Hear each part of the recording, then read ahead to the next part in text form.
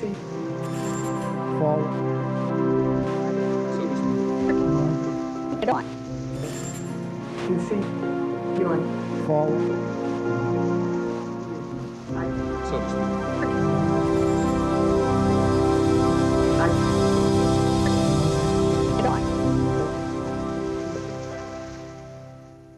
1992 was a year of kings. There was the LAPD beating of Rodney King, videotaped from an apartment balcony, and the hovering coverage of TV cameras and helicopters circling the city as the public rebelled. It was nearly 25 years after the assassination of Dr. Martin Luther King, and Bill Clinton, a child of the 60s, was campaigning to become commander-in-chief, a king among the contenders. Hold on just a minute. Here's Larry King. Hello? Then there was Larry King, who was anointed as the father of talk show democracy because TV viewers could phone his program and ask the candidates questions on the air. The viewer calls to King's show was seen as a seed of a future TV democracy in which citizens could vote for a candidate or pending legislation by picking up a special remote control and voting yes or no. Taking viewer calls on Larry King's show is TV evangelist Pat Robertson, whose organization, the Christian Coalition, seeks working control of the Republican Party by 1996. I'd like to ask Mr. Robertson 2 quick questions. One, what he thought about the Bush Quail commercials. Were they effective? Should they have had more family values on them? Also, how can you say you want a party of inclusion when you're so blatantly anti-gay? Behind the scenes and off the air, Robertson's media advisor tells Robertson how to turn around or spin the caller's question. You take the one sentence, turn it around completely. Remember, you're answering the questions. Okay. You can talk about anything you want to. Well, I am moved. I want a kinder and gentler nation. This Bush campaign phrase was written by spin doctor and speechwriter Peggy Noonan. Because America is so infused by media that we are all spinning in a way. We're embellishing our story. Embellishment is okay. There's... What's not okay? Where does spin the begin? The disingenuous part, the calculating, this isn't the whole truth part. If he tries to corner you on Buchanan, do the same thing, slide off it. Go back to the inclusion. You gotta expand the party, and you gotta bring everybody together. You can't worry about the problems of 1992. You gotta look ahead to 96. Focus on the future. So to speak. 2 feet. Forward. So to speak.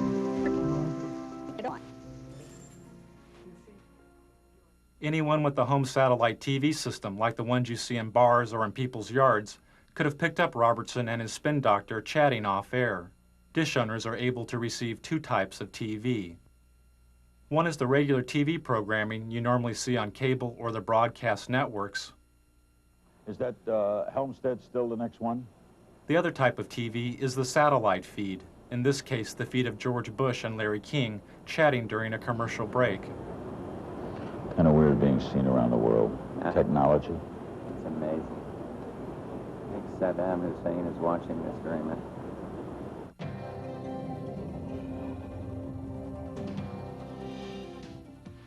Satellite feeds are used by the networks to transmit images of news events from around the world. An event covered by the network is transmitted up into space to a satellite. The satellite receives and retransmits the image of the event back down to Earth to the network's headquarters, where the video image is edited and contextualized as television. The home satellite dish owner can watch regular TV, or they can tune in the satellite feed and see the event before it has been packaged by the networks as television. In 1992, I bought a couple of satellite dishes and spent the entire year flipping through the channels looking for feeds. I'd lock onto a satellite and go channel by channel through its transmission, recording the feeds. Then I would move on to the next satellite, and the next one, and the next one. By the end of the year, I'd recorded more than 500 hours of feeds. Don't put a lot of that garbage on it. What is this? Are we on the national Can we turn that off? I don't want to be on national television being discriminated on. We're just turning the camera away from him, so he can be made up. Some of the feed guests knew, and some didn't know, their images were being broadcast, unscrambled and visible, to over 3.5 million dish owners across North America. Those who knew they were being watched attempted to stay out of satellite TV's wide frame. But after spending hours a day inside of a television studio, television had become their home.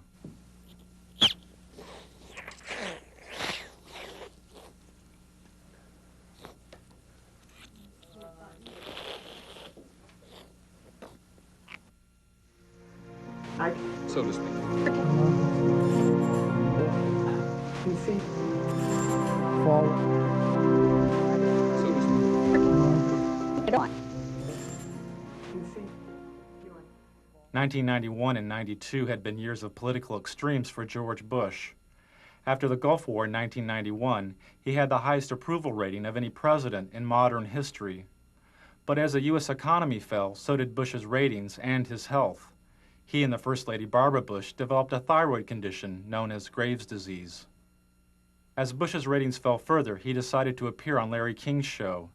His appearance marked the first time a U.S. president had been on a call-in talk show in over 15 years. You feeling well, by the way? Yeah? Are you feeling well? You're good. Lucky. Running still and played tennis yesterday. What is that disease you had?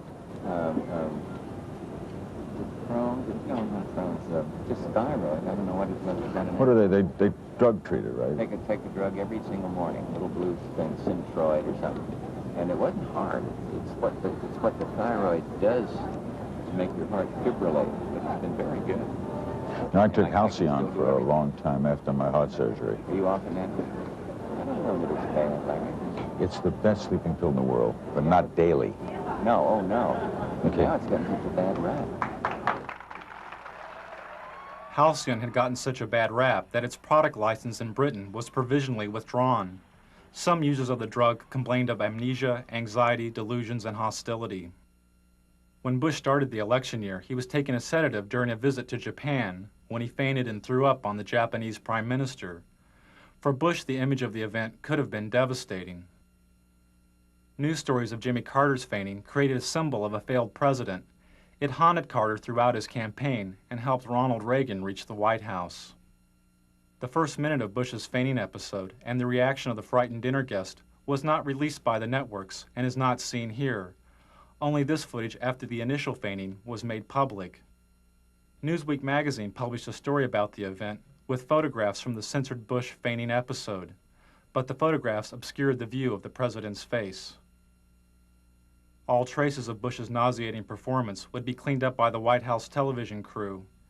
Even this mantle photo of Bush's face next to a white baby's blanket may have looked too much like his face in Barbara's white napkin in Japan.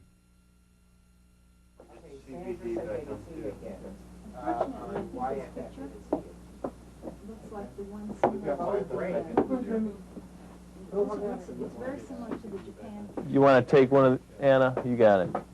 Do whatever you need to do. So to speak. PC. Forward. So to speak. PC. Forward. This is the White House television studio, the satellite TV hub, which the president used to make news. From the White House studio, Bush would go up on a satellite, give a 5-minute interview with a local news anchor, disconnect, hook up with another local news anchor, give an interview, disconnect, hook up with another one, and do this again and again and again. This type of satellite whistle-stop campaigning is called the satellite tour. This is a technician at the White House hooking up with TV stations in South Carolina and Florida for a satellite tour by Barbara Bush. Channel 4, do you read us in Washington? WYFF. Come in, come in. Remember that every single man, woman, and child in the state of South Carolina awakens to a freer, safer world because of George Bush. WIS, do you hear us in Washington? I would remind people that every single morning we all awaken to a safer, freer world because of George Bush. WCBD, do you hear us in Washington? And Nicole, I would remind you and the people of Florence that all of us awaken every single day to a freer, safer world because of George Bush. WCSC, do you read us in Washington? They themselves awaken every single day to a freer, safer world because of George Bush. Campaigning via the satellite tour allowed the candidates to cover long distances. But there was another major benefit. They could bypass the national TV networks. There was no need to feed through the TV network center and on to the local stations. The campaign was now the center and its own television network. This is great. I love these.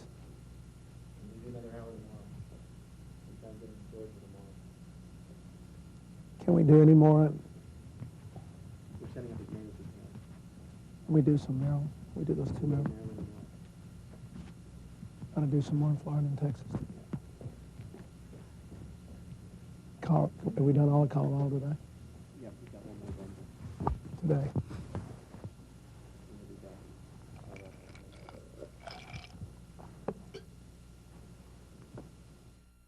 Another way the candidates made news was by creating their own TV news stories called the Video News Release. The Video News Release was given free of charge to local TV stations. Sent via satellite by the candidate, the Video News Release consisted of a campaign-produced TV news segment, complete with intro text for the local TV anchor to read, and a news story edited by the campaign.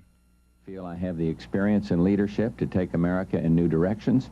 One new direction, Job Training 2000. Mr. Bush's plan to retrain blue-collar workers and the unemployed for new job opportunities. The country's 11 largest business organizations endorsed. Nearly all the major candidates placed a video news release on local television, and nearly half the local TV stations which aired the releases didn't report that they had been produced by the candidate. For instance, this story's reporter, Michael Caputo, wouldn't be identified as working for the Bush campaign. Primaries March 17th. In Washington, this is Michael Caputo reporting. The campaigns had to pay out of their own pockets to produce the satellite media tours and video news releases. But their best and cheapest way of making news was through the TV talk shows. And the candidate's talk show of choice was CNN's Larry King Live, which made the front page of the New York Times 57 times during the election year. Before Al Gore was famous, Tammy, on his book tour, he drove over to Mutual Network all by himself, came up in that great Crystal City elevator. I still remember the day I became famous. Yeah. When your column in USA Today came out. On that thing, that book. I always remember the card you sent me. For the networks, making news meant making profits, as the candidates made nearly 100 talk show appearances. Tell Bill if he'd do that thing in New York, it'd be terrific. He's so good at this. Clinton. Yeah, yeah. One of the problems with staying on a bus too long is the two of you guys are so good on media. Towards the end of the election, candidate appearances increased TV talk show ratings an average of 40%. You know what you ought to do? You ought to come out on the bus trip with us one day. We could do a joint interview from the bus. Larry King said the campaign ratings bonanza turned the election into a TV miniseries like Roots or The Thornbirds. We're out of time. You can invite us on the bus. Okay. We have plumb run out of time. Thanks for coming, Al. I'd like to invite you to come on the bus with us. 1992 was probably an historic first, as a major network's advertising revenues from its political coverage made more money than it cost to report the campaign. For CNN, the election was a watershed, as the network received its highest ratings since the Gulf War. But I want him to finish the thought here, because that's the one break we have to hit live. It's an around-the-world break. Hard to believe we're being watched in 151 countries. It's scary.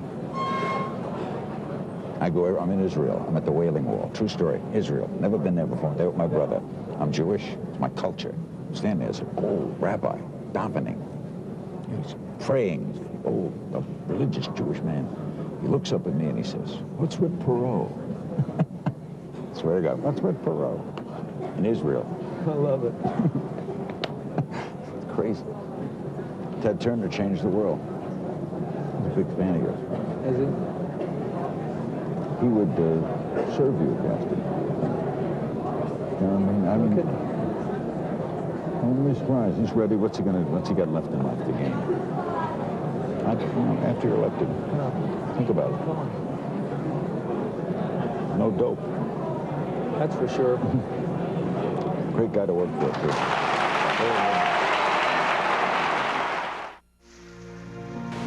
So to speak.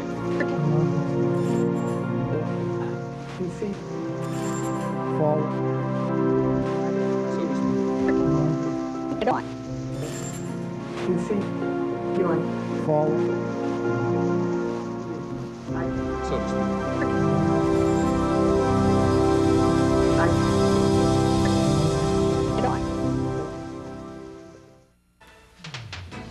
Amid continuing allegations of tabloid reports pointing to extramarital affairs, Arkansas Governor Bill Clinton is this noon campaigning across the South.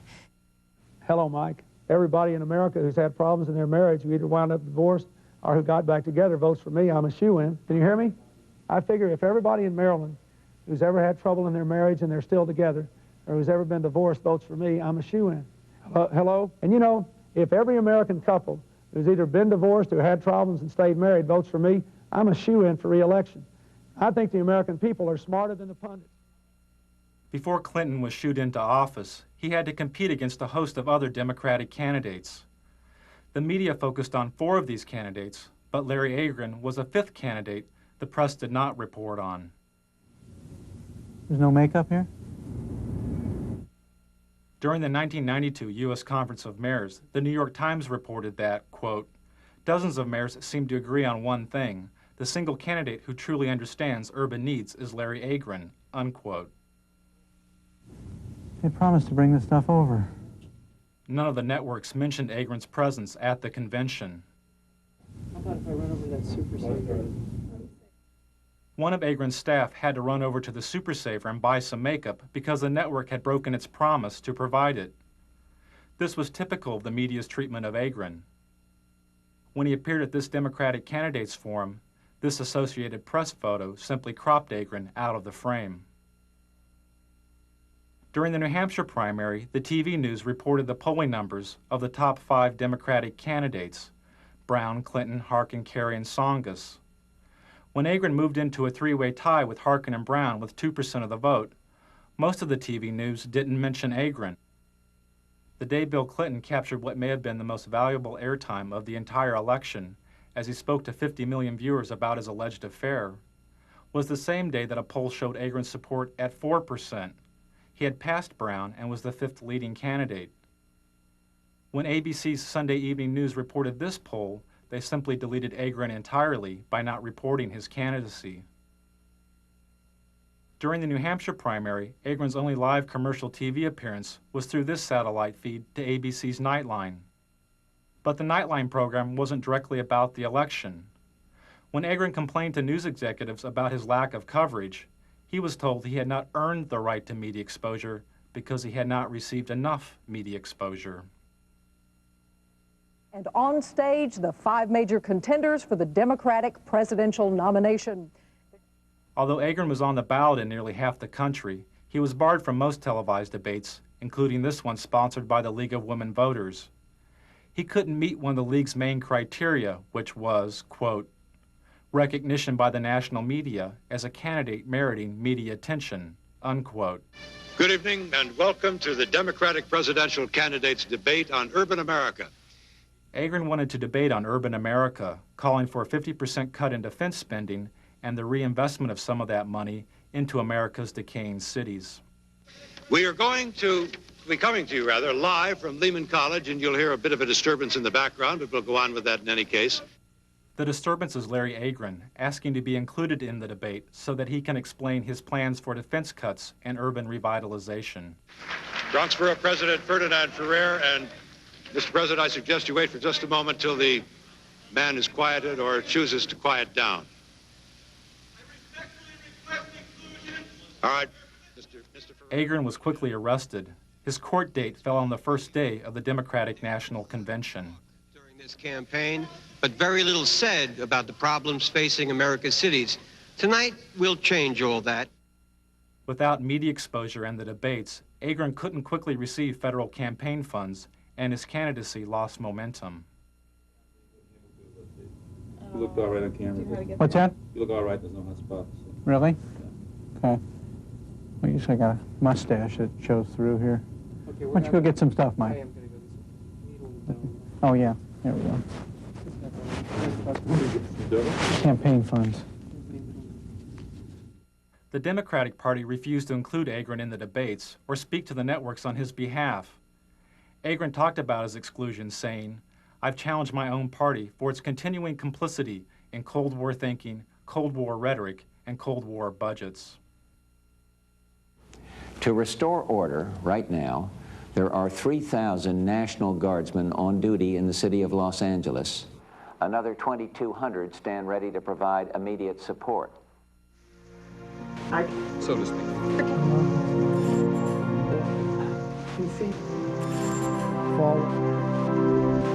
So to speak. Get on. You see, you're forward. Oh, what a beautiful morning. In 1992, the networks had their own solutions for urban decay. This morning we're here looking for solutions. CBS looked for solutions at LA's Martin Luther King Hospital. Well, a hospital like Martin Luther King can see more trauma than all of Western Europe does in a year.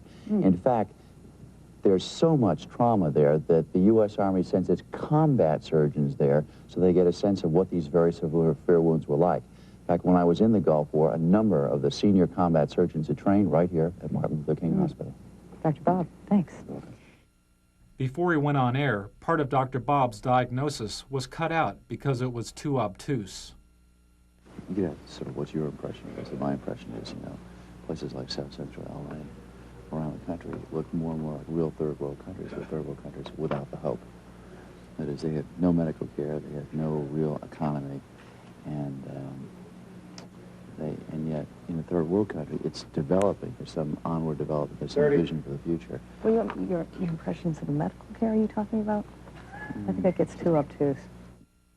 How about if I were to ask about the level of the trauma care here has always been considered superior, has it not, to other parts of the country? Cook, yeah, 30 seconds. Yeah, it's the best, you know, Why gunshot. don't I say something like that? Okay. As the conditions of the cities became obtuse to the networks, they turned to the suburbs to render a verdict on the campaign. And later, eye on the campaign.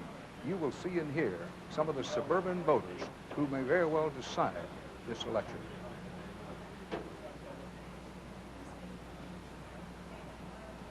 Back now live from St. Louis. There is news far beyond this city tonight. In, what is this, in Hawaii? In Haiti. Oh, well, they all look alike. In Haiti, a huge explosion leveled a 3-story building in downtown Port-au-Prince. At least 15 Haitians were killed. Take a look at the roads leading into and out of Los Angeles. Lately, you see more taillights than headlights. A lot of people leaving this town for good. Where are they going? Anywhere else. Why? While the ethnically diverse cities were abandoned for the homogeneous suburbs, the networks created their own recipes for the melting pot. Make a note. Give it to Kathy, who may be the best at this. Since we're going to wish people a happy Rosh Hashanah, which is my idea and a good idea, just don't forget to check when Ramadan is. We have to wish all of our Muslim friends happy Ramadan. And then behind that, when you get to the Buddhist New Year, the year of the rat or the year of the monkey, whatever it is, we have to... got to be politically correct here, pal. After 4 Los Angeles police officers were found not guilty of assaulting Rodney King, the TV news moved away from the residents of LA and into the sky with 13 television-equipped helicopters. No justice, no peace. No justice, no peace. I'm sorry, we're still hung up in our court here. They're just marching up and down the streets, and they formed a big bulkhead here at the end of at the corner. The distant coverage in the sky was emulated on the ground by the scarce street reporters who tried to glide by without speaking to the protesters of the verdict. With the chants, no justice, no peace is what they're chanting. You can hear them now. We can keep going here. Well, let's go. No justice, no peace. No justice, no peace. No justice, no peace. We ain't got nothing to say. Never have change, people. There should never have been a change of venue. No justice. There should never have been a change of venue. And as a result, this is what you have. This is what you have. There's not Crips down here. There's no Bloods down here. There's just concerned citizens down here that don't like the way the system is done. This is what we're talking about. Could you tell me, sir, could you tell me? Could you tell me? The police are closing in. They're trying to surround us. Okay, they're off. No justice, You no did that, they cut us. Huh? They cut us when you did that. No justice, no peace. The voiceless scenes from South Central LA, where nearly 50% of the children live in poverty, was contextualized by the $600,000 a year TV news anchors. As the looting goes on in a senseless fashion, people arguing for sanity on the one hand, simultaneous looting in a random fashion for things that people can't even use. 25 years ago, the media's coverage of the riots in the Watts area of Los Angeles was called racially divisive by the federally empowered Kerner Commission. The commission was formed in order to find the root causes of the urban violence of the late 1960s. It found that one cause was the massive economic collapse and poverty of the cities. The other was the media. The Kerner Commission found the media guilty of failing to communicate to all ethnic groups the complex and fundamental problems of race relations.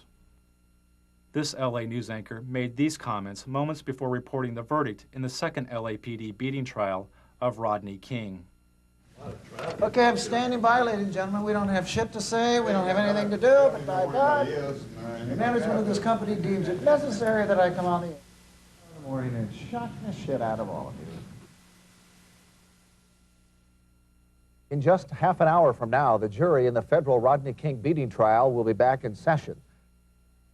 The Kerner Commission said media's failure to communicate was caused in part by the media's shockingly backward hiring practices. Hardly any people of color worked as TV news directors, the people who set policy and make decisions. Television responded to the criticism by hiring cameramen, clerks, and makeup artists that were African American, Latino, and Asian American. For each of these ethnic groups, the number of TV news directors is a few percentage points above zero since the Kerner Commission's verdict 25 years ago. You announced that they get rid of their gate tomorrow and it'll stop tomorrow. You announced that.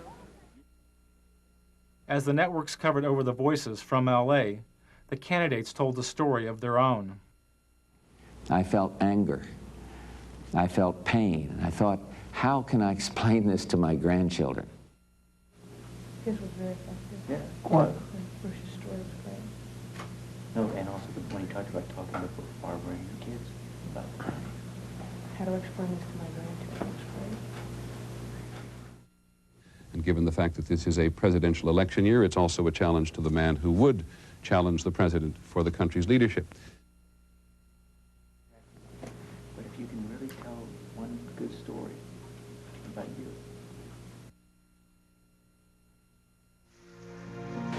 So to speak.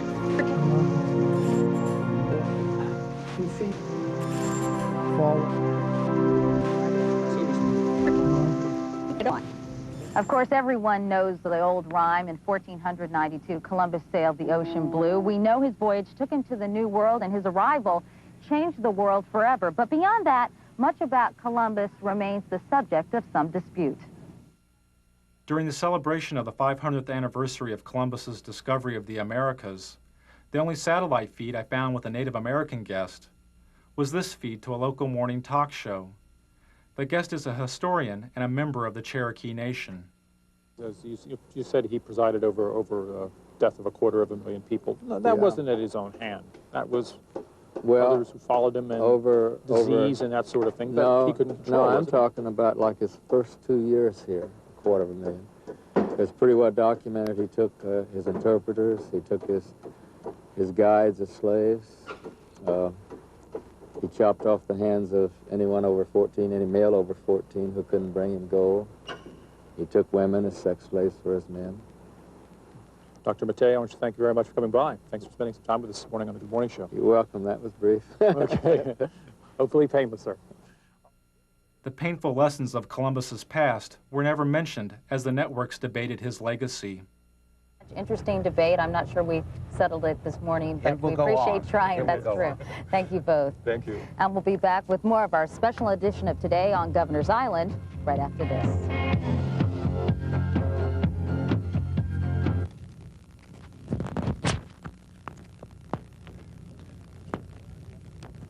What did he say that made any sense? Anything? They just, think that he ruined the paradise and had no respect for nature and treated the Indians like dog do and... What the hell does he know? 1 minute. Okay. So to speak.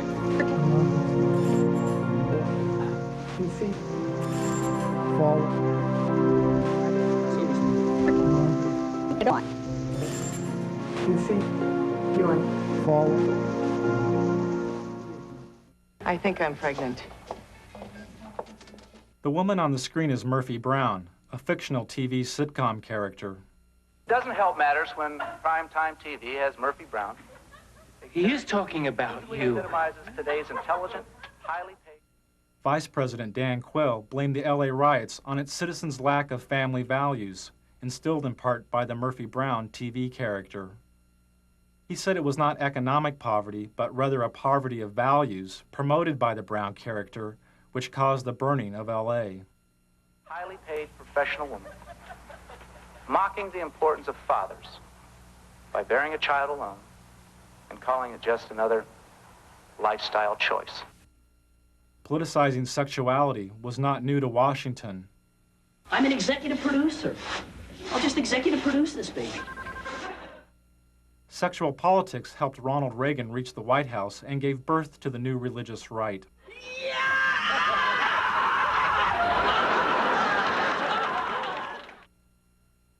After the Republicans lost the presidency to Jimmy Carter, some conservatives theorized if the Republican Party would oppose abortion, they could split the strong Catholic voting bloc of the Democrats and elect a Reagan and Bush ticket to the White House. As a senator, George Bush was against outlawing abortion. But as Reagan's vice presidential running mate, Bush changed his position and supported a ban on abortion. Well, you haven't given us any specificity about where you stand on this, Senator. In the past, particularly in the House of Representatives, you voted against federal funding for abortions, and that meant for poor women. In some circumstances. Well, tell us the circumstances, please. All right. The circumstances debated have involved rape and incest and life, where the life of the mother is in jeopardy. As a congressman, Al Gore voted against using federal funds for abortion. But as a vice presidential candidate, he changed his position and supported using federal funds for abortion as part of the Clinton health care plan.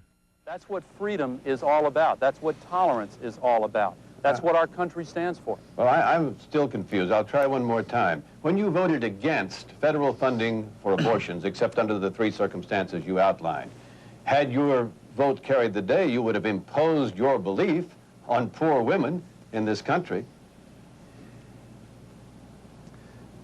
There was no and there is no national health insurance program today. We do not have the kind of comprehensive coverage. After the abortion questions, Gore's media advisor tells him how to turn around or spin the A question. But you don't want to be afraid to turn your question. They ask about A. You say, listen, Sam, I want to talk about, you want to talk about, I want to talk today about, and then I can shift him over. Okay. And the president of the Christian Broadcasting Network, Mr. Pat Robertson.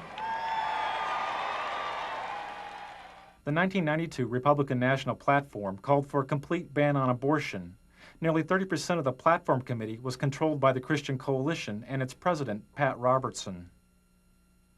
The goal of Robertson's Christian Coalition is to gain working control of the Republican Party by 1996. I have 2 television networks. I have 3 radio news networks. I'm starting Standard News. I have 50 reporters right now working for me that are very fine. Robertson's reporters work for his Christian Broadcasting Network, or CBN. Through the 700 Club, CBN News reports reach over 43 million homes in the U.S. Operation Rescue has targeted 5 abortion clinics in Buffalo for a minimum of 2 weeks of activities aimed at shutting the facilities down. In 1992, Operation Rescue was a top news story for CBN. A battle both sides vow to win. Andrea Francis, CBN News.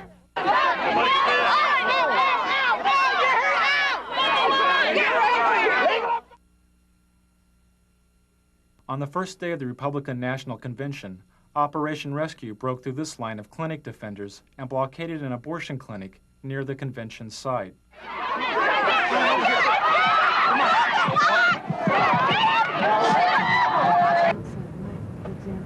That same day, Robertson had this discussion with a CBN staff person. I have sent word to keep that Operation Rescue. I don't want one word on this program this week about Operation Rescue. Well, we're one. not. We're not. I don't want to cover it. I don't want to talk about it. And I went to the... That same morning, Republicans who supported women's right to choose an abortion held a rally in Houston led by Ann Stone. Ann Stone. I will go much with rather. the I mean, we felt like we should cover it as in Don't cover anything about the abortion debate any longer. It doesn't matter. They passed the platform. You need to get cameras covering our rally, our God. Oh, we're there. We're going to be there. And No, does it start? and then you need cameras It's crunch shooting time for President George Bush. or me sitting in the vice president's spot. Various things. But You gonna be in the We can have president's you box? see this. both. Both. Tuesday and 5 minutes before.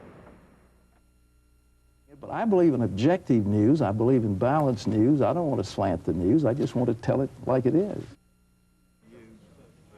how many cameras? Just What camera crews do it? We have 2 here. Get 2 reporters and you stick those cameras in the face of anybody you want to and start asking them questions. Hey, You want Lou. to ask them tough questions, ask them I let tough them questions. know Don't be right now nice. we haven't seen you. Fight, you know? I mean, get out there. Don't even say who you're from. If he doesn't show, then we'll just go from the What do you think is the president of Texas? You think this thing in person there might be a military gimmick? You think that's election? I mean, And then Pat will discuss with them you know what I'm saying? I mean, and camera right in their face. Senator, go up and ask you a question. Boom. We'll do. We'll do it. If they want to play hardball, we play hardball. I'm not sure at that point there's going to be a whole lot. Televangelists play some of their hardest ball at the expense of the gay community by using the AIDS crisis. 52, 796. It was a squeaker, but we made it. And the totals are going. By 1985, viewers were giving an estimated $100 million a year to Robertson's TV program. When televangelist Jim Baker was sent to prison for mail fraud, and Jimmy Swaggart was caught with a prostitute, viewer donations to televangelism plummeted. A lot of broadcasters are gone. Some needed to, some it was financial pressure. Televangelist Jerry Falwell's ministry was nearly bankrupt.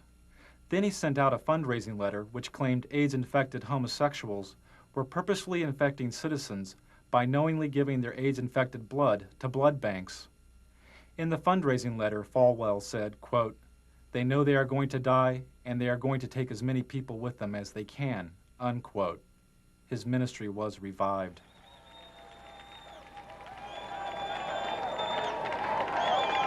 "75 years ago, a plague descended upon the world and covered the nations of Eastern Europe like a dark cloud.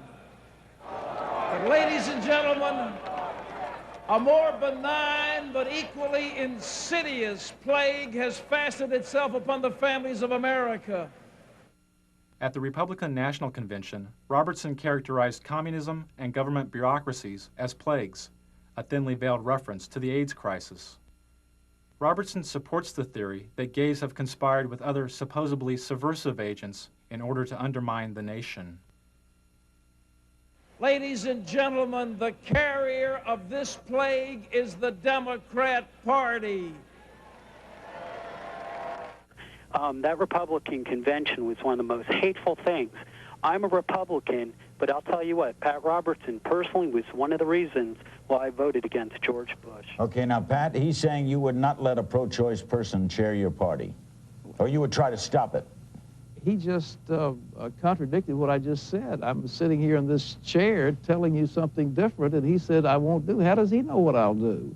I think if he obviously didn't hear my speech at the convention, because it closed with a beautiful story of a lovely lady holding a little starving child in her arm, and it was a call for a better world and one nation under God. I can't see how anybody said that was hateful. I don't know where he's coming from, but there's something there that is not just on the surface, I think, because I didn't say the things he said I did. We'll be right back with Pat Robertson and Lynn Martin and more of your phone calls on Larry King Live, then Tina Sinatra. Don't go away.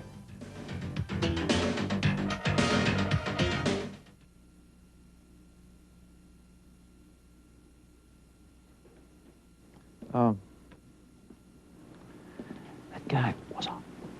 Yeah, sure alive. Eating the gravel.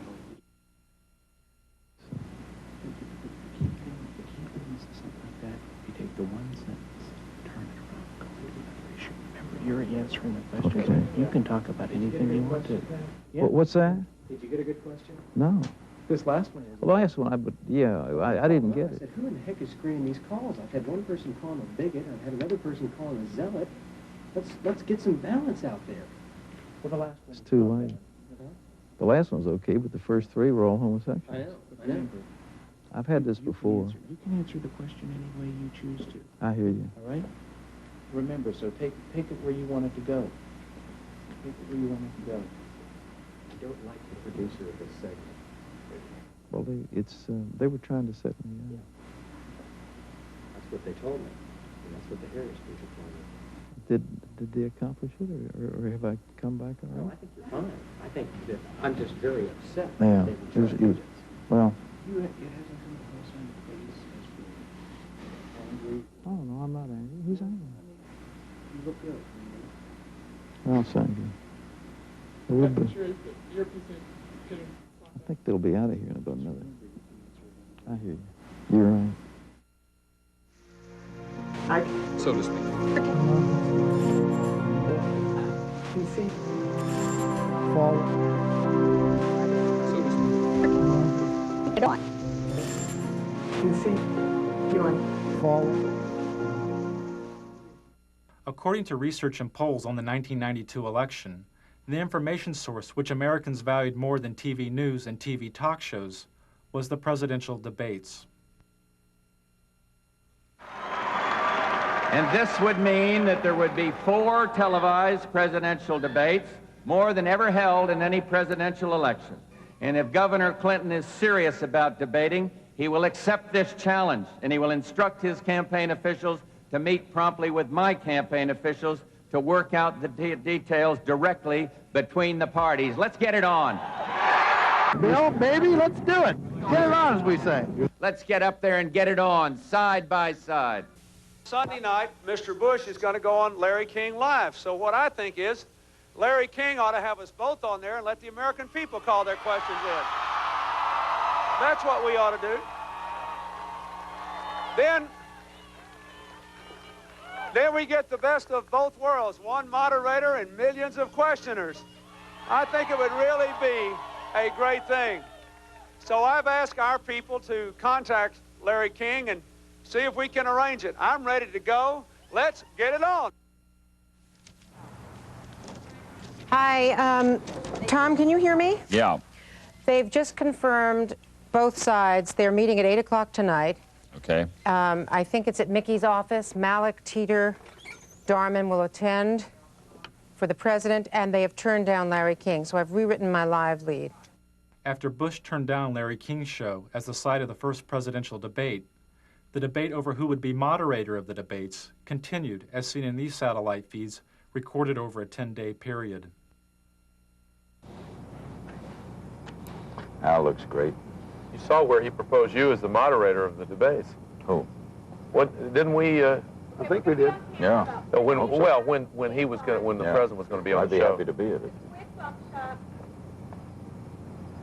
That shocks me.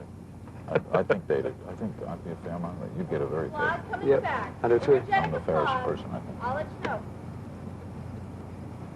Try. Right out.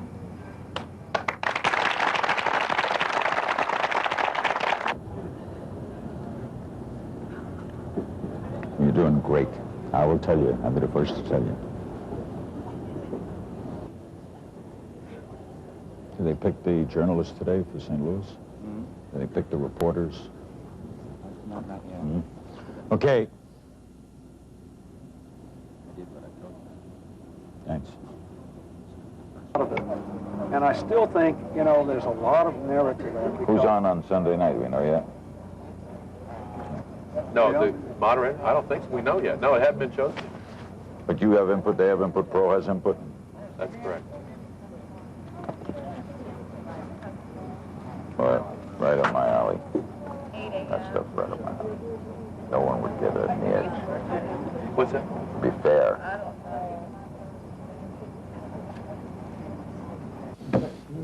You'll sit best in the debates because you don't come with any baggage. You could elevate it. Every time they talk about something silly, you say, come on. What are we wasting time? To me, you sit very effective. You could have a great effect on this life. Just let's go get it on. Get it on, so to speak. King was never chosen as the moderator of the debates. Good evening and welcome to the second of 3 presidential debates between the major candidates for President of the United States. So, President Bush, I think you said it earlier, let's get it on.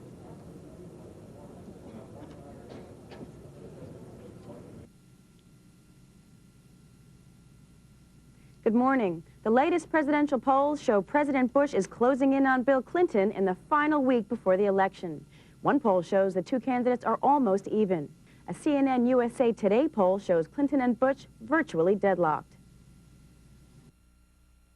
4 days before the election, George Bush made his final appearance as president on Larry King's show. What a night, what a finish. What a year for me. Huh?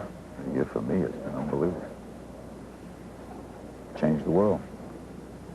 It's different. CNN poll today? Mm-hmm.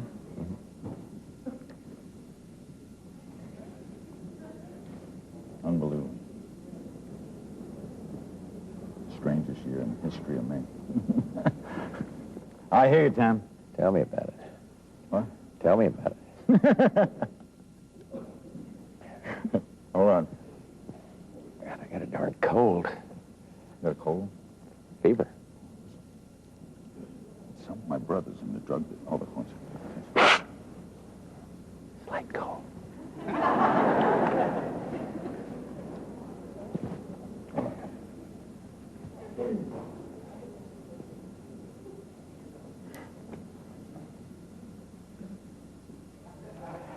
Thanks, Patrick. Right ahead, a historic evening. 90-minute special, Larry King Live, with the President of the United States and your phone calls. It's next from Racine, Wisconsin. Don't go away.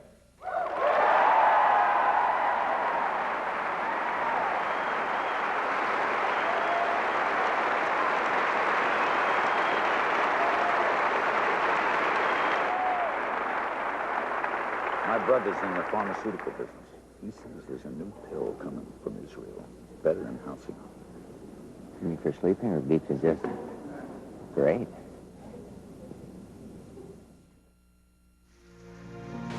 So to speak. PC. Forward. So to speak. Get on. PC. Doing. Forward.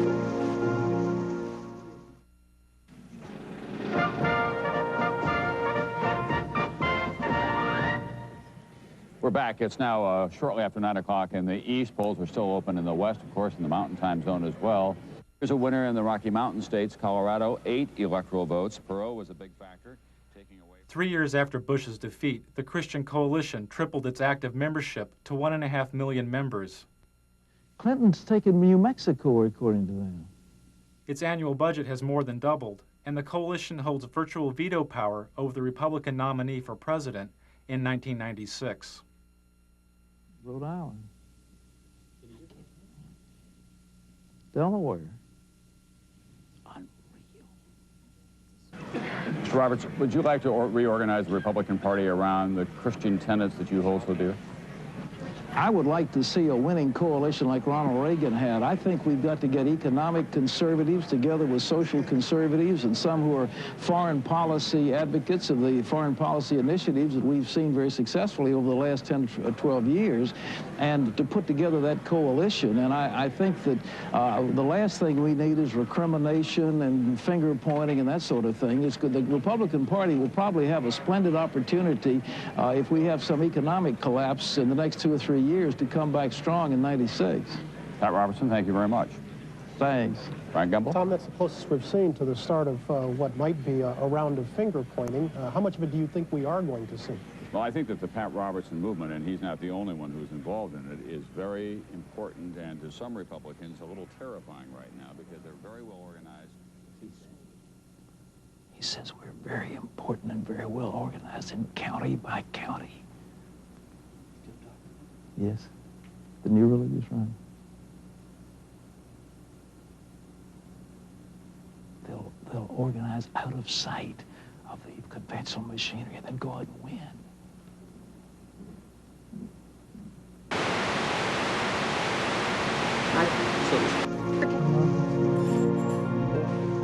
PC. Forward. Get on. PC. Going forward.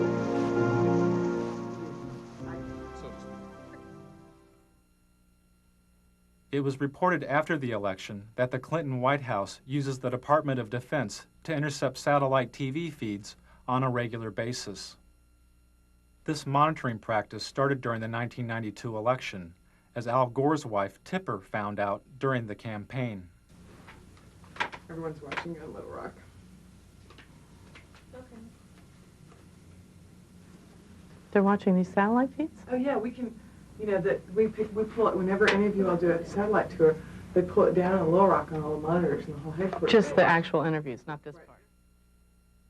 The Clinton campaign also intercepted the satellite feeds of the TV network news. Clinton strategists would watch the network's satellite feed of a network news story about Clinton. This would give the strategist the ability to respond to the story before it ever aired on regular network television. I feel like his goal is almost within reach. Clinton's trying to lift his sights beyond the attack politics. 4 years. Feeling that his goal is almost within reach, Clinton is now trying to lift his sights beyond the attack politics of the campaign. Clinton also monitored the satellite feeds of his opponents. According to the American Journalism Review, the Clinton campaign intercepted the satellite feed of a Bush commercial 36 hours before the commercial aired on network television. But here's what Clinton economics could mean to you. $1,088 more in taxes, $2,072 more in taxes. By intercepting the feed, Clinton strategists had the ability to respond to Bush's ad before the ad had ever aired. 4 years ago, he asked you to believe him. Read my lips. Now he's asking you to believe his attacks against Bill Clinton. I need to get the big banner on the PVC. I need to use it as a tool to flush out these Bush quail signs that say abortion right in the corner there, and you copy it. This is a satellite feed of a Clinton rally. The person you just heard speaking was probably one of Clinton's security team standing near an open microphone on the stage. The instructions he was giving may have come from Clinton's staff in Little Rock, which regularly monitored the feeds of Clinton's rallies. Don't point. I know. And there's somebody who ripped that Dodger sign in half with a pizza. Somebody's got to go farther there than the top is? Yeah. They're going to get us in this place, too. That abortion thing's going to kill us, too. We can't block everything. Little Rock would watch the satellite feed of the Clinton camera slowly panning the audience like a surveillance camera. If they saw a protester at the public event, Little Rock could call the rally site to alert security. But whenever we do a live satellite feed of like a big rally or something, there was a really very interesting instance. The Buffalo rally, there were some protesters. And Little Rock saw it where the advanced people couldn't because they were backstage. So the desk, Dwight and those guys called the advanced people on the cell and said, no, walk 10 feet to the left. There's a sign and the camera shot there. Edge that guy over. I mean, so it's like Little Rock directed Buffalo and watched it dismantle on television. They watched the dismantling of a problem. Right. And they, you know, where the advanced person is in a sea of 2,000 people, Little Rock was able to say, move to, I can see you on TV. Now go 2 people over to your left. It was really very fascinating. High tech. Yeah, that's good. So that's why when they said there are shadows on your face, that was Little Rock calling, saying shadows on your face. Oh. See, everybody watches